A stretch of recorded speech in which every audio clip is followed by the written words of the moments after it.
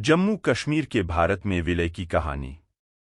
नमस्कार साथियों, आप सुन रहे हैं नया रेडियो।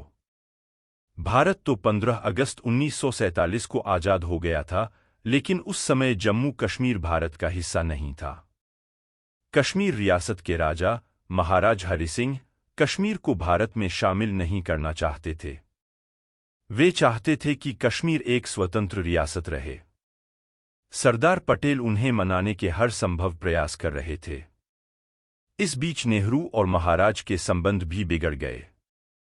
उधर सरहद पार से मोहम्मद अली जिन्ना भी कश्मीर को पाकिस्तान में शामिल करने के लिए एड़ी चोटी का जोर लगा रहे थे। उस दौर में श्रीनगर के रास्ते रावलपिंडी और सियालकोट से होकर गुजरते थे, जो अब पाकिस्तान का हिस्सा थे। कश्मीर पाकिस्तान पर निर्भर था। इसके साथ ही कश्मीर की अधिकतर आबादी भी मुस्लिम थी। कश्मीर के तत्कालीन प्रधानमंत्री रामचंद्र काक का झुकाव जिन्ना की तरफ हो गया।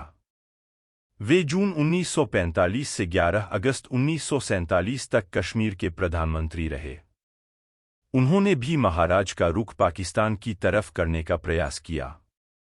महाराज हरि सिंह के जल्दी निर्णय न लेने के कारण कश्मीर के हालात और बिगड़ने वाले थे। हरि सिंह कश्मीर की सत्ता शेख अब्दुल्ला को नहीं सौंपना चाहते थे।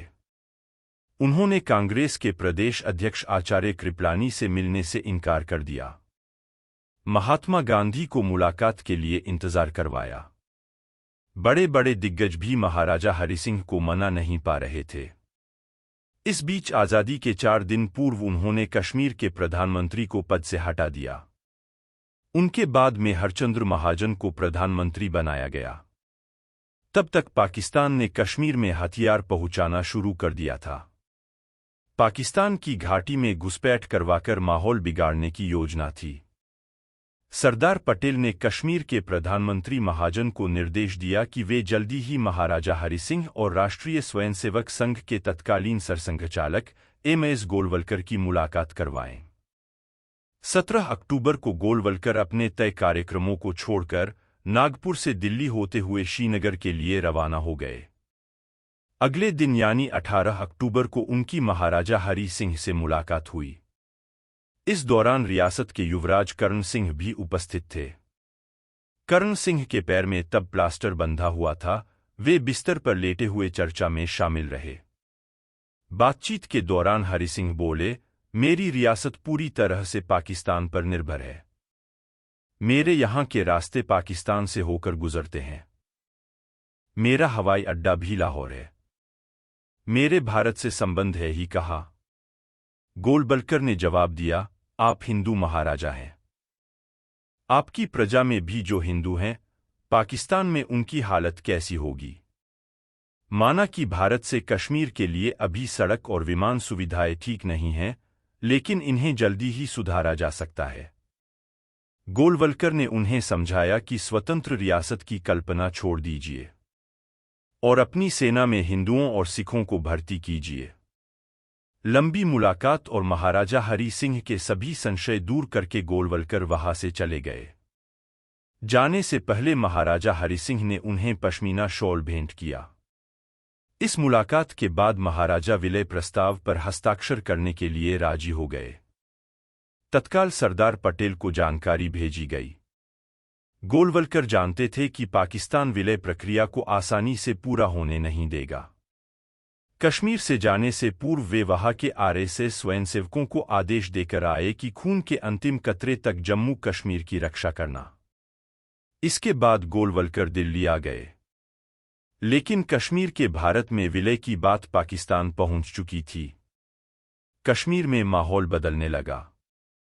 घुसपैठियों के साथ पाकिस्तान फौज ने घुसपैठ शुरू कर दी।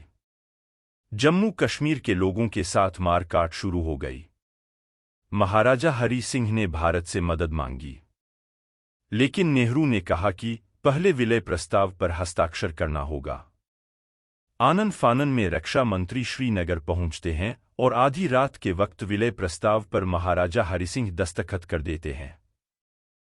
तब तक पाकिस्तानी घुसपैठिए श्रीनगर के काफी करीब पहुंच चुके थे। जनरल कौल ने यह जानकारी पंडित जवाहरलाल नेहरू और सरदार वल्लभ भाई पटेल को दी। उन्होंने जानकारी दी कि स्थिति गंभीर हो चुकी है, लेकिन नेहरू अभी भी दुविधा में थे। सरदार पटेल उनसे गुस्से में बोले, आप केवल इतना बताइए कि कश्मीर चाहते हैं या नहीं। बिल्कुल चाहता हूं, नेहरू ने कहा। इतना सुनते ही सरदार पटेल ने तुरंत जनरल कोल को फौज भेजने का आदेश दिया। लेकिन यह समस्या का समाधान नहीं था। फौज के पास कश्मीर तक पहुंचने का कोई रास्ता नहीं था। जो रास्ते थे वे पाकिस्तान होकर गुजरते थे। हवाई मार्ग ही एकमात्र रास्ता था, लेकिन सर्दियों का मौसम होने के कारण श्रीनगर एयरपोर्ट पर बर्फ जमी थी। कश्मीर की स्थिति तनावपूर्ण होने और रात का समय होने के कारण बर्फ को हटाने के लिए तुरंत मजदूर नहीं मिल पा रहे थे। एक बार फिर राष्ट्रीय स्वयंसेवक संघ के स्वयंसेवकों से अनुरोध किया गया। तुरंत ही संघ के लगभग 200 कार्यकर्ता एयरपोर्ट पर पहुंचकर रनवे से बर्फ हटाने का काम शुरू करते हैं।